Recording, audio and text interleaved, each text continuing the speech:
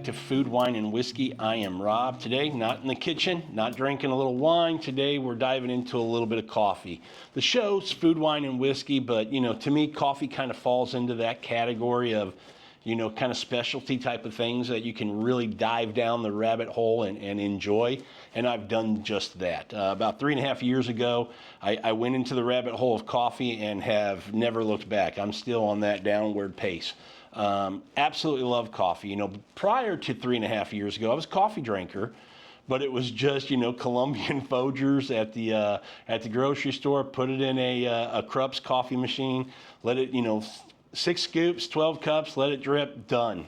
And obviously with that type of coffee, I was putting in some cream, never any sugar. The cream was really sweet enough, some cream to kind of take away some of that bitterness. And on the podcast about 3.5 years ago, a friend of mine who's big into coffee came on and kind of opened my eyes to what the world of coffee can be and should be. And for 3.5 years, I've been in that rabbit hole exploring and enjoying great cups coffee. But in that journey, like a lot of people who do this, I've bought all kinds of different brewers. I've got the V60, I've got the Kalita Wave 185, I've got the Origami, I've gotten the Clever, the Chemex, the AeroPress Go, the AeroPress XL, some other kind of off-brand brewers, and just always exploring and having fun with what you can do with a cup of coffee.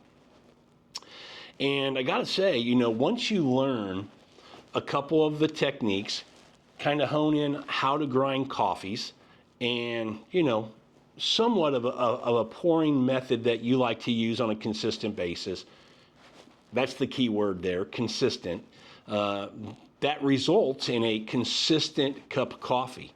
And I've never been disappointed with any of these brewers, but what I've never done, and I thought I'd do today, is kind of put them up against each other in a blind. So I've numbered the bottom of these cups. I did 10 grams of coffee to 150 grams of water. All the temperature was the same at 205 for me. And the only difference being the Kalita Wave, I went 1:16 ratio, so 10 grams of coffee, 160 grams of water. The Origami and the V60, I did 10 grams of coffee to 150 grams of water. And you might be wondering why the difference on the Kalita Wave, and this is just in my head. I don't know if it's right or wrong. If you're a coffee person, down in the comments, let me know if I screwed that up or not, but I kind of have this thought process. And let's just kind of do this real quick. Let's go through and talk about these brewers real quick. The V60, and in this lineup of the V60, the Kalita Wave, and the Origami, there's different versions of these brewers that you can get. This is what I've chose.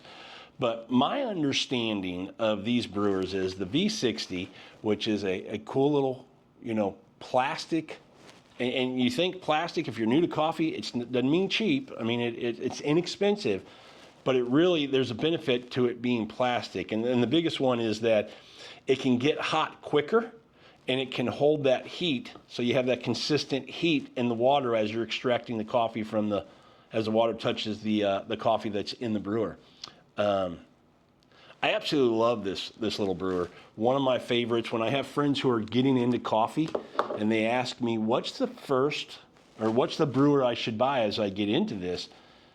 If they're into doing a pour over, that's the big question, right? If they say, hey, I want to do some pour over coffee at home, this is the one I always recommend. I just think it's a fantastic brewer.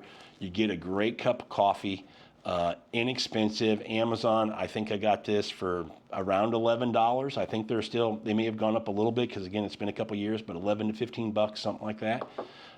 And what you get with this brewer is a cone-shaped on the brewer. And so you have these lines that are going to go around on the inside. And what this is going to do is when you put in your filter and the water and the coffee, and then the water starts to go in, it leaves this space, right? So it keeps that paper filter, instead of getting flush against the wall of the brewer, it leaves a little bit of space and allows the water to flow down through these crevices that you would get. and that's where the water kind of flows down. Now, it still comes down through the bed of the coffee, and it's going to come out this hole here. And you can see that's a pretty good size hole, so you would assume coffee is going to flow pretty free through there, meaning it's going to go in and come out, extract that coffee into my glass fairly quick. It's not going to be super slow. So that's going to give you some idea as to, I don't want to get too nerdy about this, but you know, the heat of the water, the grind size, and the time that the water is going to touch the coffee as far as the extraction. That's kind of the formula you're playing with to get the cup of coffee, the flavor profile that you might want. As I said at the beginning, I did this one all the same grind size, and probably shouldn't have, but I want to see, because I've never compared these before, I want to see where they're different. What do I get off each one? So that tells you a little bit about the V60. That's the kind of profile you should get. A little bit quicker, larger hole, a little bit of bypass, but still flows down pretty quick. Should be a really good cup of coffee. Clean. Should have a little sweetness to it. You know, if you do it right. I don't always do it right. Then we move to the Kalita Wave. This is also a brewer that I really like. This is one, if you look at this, as we saw with the lines on this one, this brew on the Kalita Wave, instead of going down, they go around. So that means now each cup of coffee has to make its way down each one of these lines that are on the brewer, which means it's going to be a little bit slower as it goes down because it's going over each line instead of having, like you do here, a very straight path down. Now, when we get to the bottom, as you can see, this one has the big hole in a cone. This one has what we call a flat bottom. It is flat across the bottom. And it only has these three holes for the coffee to come out. So compared to the size of this hole. So right away, you know, this is going to be a slower drip, a slower, you know, extraction. So you're going to have more time of that water touching the coffee. And one of the things I might have done if I were just trying to get the best cup of coffee instead of just a comparison, I might have lowered the temperature on that one, knowing it's going to be in there longer. But I didn't do that for this tasting today. So kind of the profile for the Kalita Wave for this brewer is going to be, you know, a more full-bodied, a more richer cup of coffee because it is a longer drawdown to get that water through that bed of coffee and out just those three holes in the bottom. And remember, it's flat, so it's not just pushing it down like this V shape that we have here and that we'll also have in the origami. When it's like this, it's just gravity does its thing. When it gets to the bottom here, because it's flat, it's just going to sit on top and it's just going to very slowly kind of push its way and find its way to those three holes to get the coffee out. So should have a fuller and richer body of coffee with that one. The last one we have is a Japanese coffee brewer called the Origami. Oh, by the way, let me come back to this one. The Kalita Wave, I paid like $45 for this stainless steel version. I know they make a plastic, they make a ceramic, and they make this stainless steel. I think these two, they make plastic and ceramic, but this one does have stainless steel. I'm not sure if these have other offerings other than the plastic and ceramic. I do have a ceramic of this as well, but prefer the plastic. So yeah, Kalita Wave, going to run you $45, or at least around there. That's what I paid for it, for the 185 in the stainless steel. The Origami, same thing. This is plastic. They do make a ceramic. And just seeing a bunch of coffee guys talk about this, plastic is, you know, if you're just not completely opposed to plastic in the environment, it's the way to go for some of these brewers because it just does a better job. And again, you're using it over and over again. It's not like you're using it once and throwing it away. So to me, it's going to be around a very long time. But let's talk about this brewer. Let's start with price on this one. This one, I think I paid $22 for the actual brewer, but what they get you on this one is you got to have this base. And they sell it separately, and I think I paid another $11 for this. So I think I was all in about $33 for this particular brewer. This is a Japanese coffee brewer, and all of these brewers you can get on Amazon. Now, as you look at this brewer, same thing. If you think about, coming back to the V60 and how it was the V shape, this is also the V shape, also has that larger hole. So already we know should get a quicker drawdown. Now we look at the path, where that filter can fit and how tight and snug it can get around here and how it can get to nice and tight and snug around here. There's still a little bit of bypass to get behind the filter for the water to go down. But when you look here, I mean, you have some very large gaps in here as you go around. And so right away I know this should be my fastest drawdown of coffee. This should be my fastest dripper because it's got a big hole and it's got a lot more space in between for water to, when you pour the water in here, so when you get your coffee in and you pour the water in, you're going to see that the water is going to build up on the inside, but you have to know that around the outside and all these crevices, that's where the filter's not completely snug, so there's gap there. So water will push out and draw down that way. Now, it does touch some coffee, but it's not going to get the extraction level that it would just going completely down from the top bed of the coffee all the way down to the bottom of the coffee. So it's something to think about, and that's one of the differences, in this brew. So what does that mean in the cup? Well, that means in the cup, I should get kind of a cleaner, lighter, fresher kind of cup of coffee. Might have a little bit more sweetness to it than that boldness to it. So we'll see if that's true. So what we're going to do is I'm going to move these out of the way. Now that we've talked about the brewers and we know what those are, we've got 3 cups of coffee. I've actually had my son mix them up. I numbered them at the bottom with a wine pen, 1, 2, and 3. So I don't know which ones are which.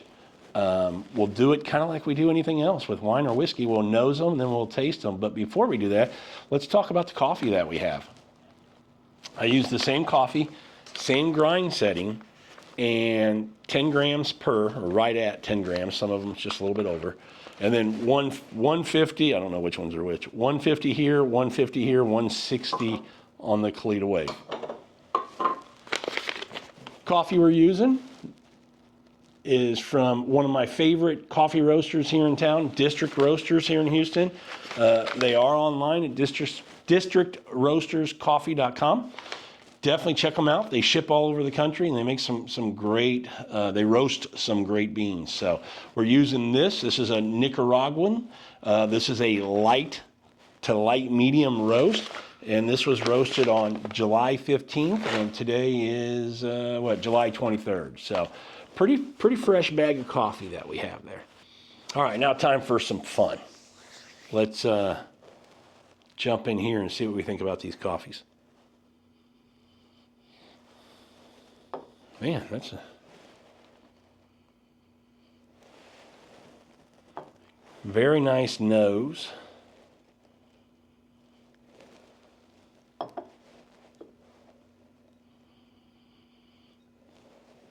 So intensity on the nose, this one is more intense, and because it's more intense and I can pick up more stuff, I like it better on the nose, first pass through. Yeah, it's almost a little more rich, a little bit more depth to it.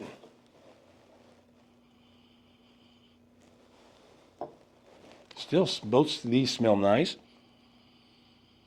Somewhat similar, I would say, on the nose, my favorite would be this. This would be my second. This would be my last, only because the intensity level goes down. I'm really struggling on these two. I get a little bit on this one, but I'm struggling on this one to get something on the nose.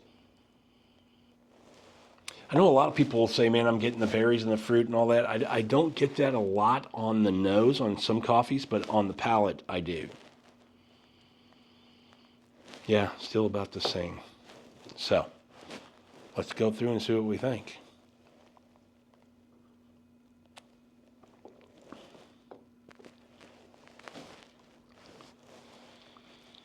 Okay.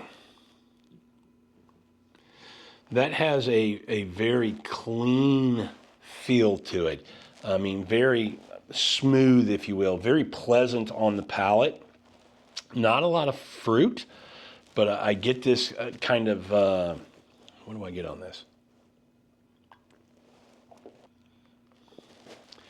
I get a little bit of, well, I don't know what I get. It's just really good. That is really good. Okay, just very clean, very clean, a little bit of sweetness. To me, a little bit of like chocolate and caramel, which I'm a little surprised by, but that's what I'm getting. Maybe a little bit of honey is that sweetness, is what I'm getting on this one. Let's go to the second one.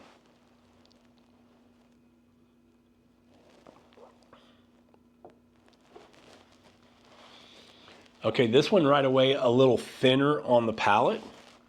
Still a very pleasant cup of coffee, not bitter at all.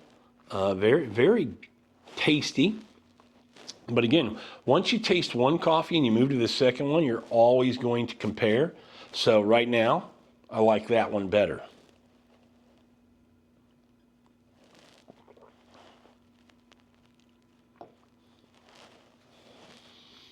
Yeah. No, this is nice. On the second one, it's a little bit thinner up front on the palate, but the finish on this has a really nice finish. And that's where I get some berry on there, like a little bit of blueberry on the back of the palate, which is very nice.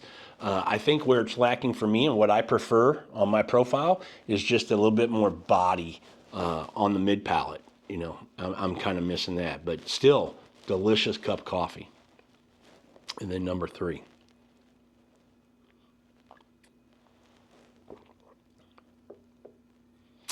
That's the sweetest of the 3. That one's very sweet. It's kind of in the middle of these two as far as mouth. None of these are bad coffees by any measure. They are fantastic coffees. And again, this is kind of my profile, right? This is what I would say is a really good coffee. You might get a coffee person in here and go, that's not a good cup of coffee, but I doubt that. I have a lot of coffee friends. I think if they had any of these, they would be very, very happy to drink this, and if I offered them a second cup, they'd take it.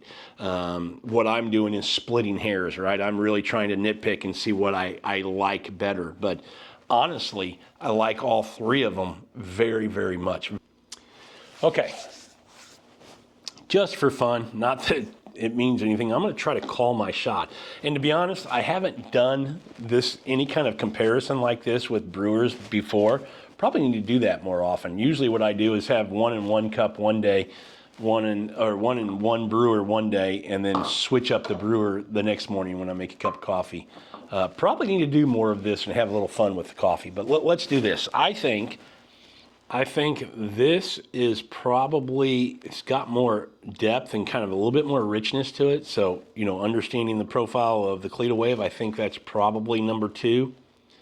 I'm going to say this seems to be the cleanest, the more fresh one. So I'm going to say this is 3, which would be the origami. And I'm going to say this is 1, which would be the V60. These two, somewhat similar, but I still think this should be the cleaner profile. And to me, I just feel like this is the cleaner profile here. So I'm going to match that up there. So let's see if I think our first one, which is this, is the Kalita Wave. It should be number 2. And it is. That is number 2. So I thought this one was, what did I say this was? I thought this was a little cleaner. So I think this is number 3. And I think this is number 1, the V60. Let's see if this is 3. No, this is 1. So this is the V60. And this is the origami. These two can be somewhat similar, you know, by design, but I usually think this is a little cleaner. They're just very similar. Now that I know, I might go, okay, maybe slightly cleaner on this one, a little bit, you know, but not a whole lot. But fun little exercise if you're getting into coffee. You know, it's very subjective on what you like in a profile of coffee. Nobody can tell you you're wrong, kind of like wine and whiskey, right? Drink what you like. But I do think, you know, as inexpensive, the big cost for you in getting into coffee is going to be a grinder. Once you get a nice grinder, It's really inexpensive to make really good cups of coffee, and I think, you know, playing around, buying different brewers that you can make different cups with and kind of explore is definitely the way to go. And then changing grind size on your coffee beans, you know, playing with that a little bit and changing it up. Just, you'd be surprised how a small change in that grind can make a significant or a big difference in what you get in the cup. So you're going to start seeing us on Food, Wine, and Whiskey do some more things related to coffee. One of my passions, really enjoy it. Hope you enjoyed just kind of watching me go through and have a little fun, drinking a little coffee blind, talking about these three brewers. Thanks for joining. If you haven't, please like the video, hit the notification bell, get notified when we have new videos, and please subscribe to the channel. Really a big help for us there. We're going to keep doing these, having more and more fun, and we'll get better and better. Looking forward to seeing you on the next one.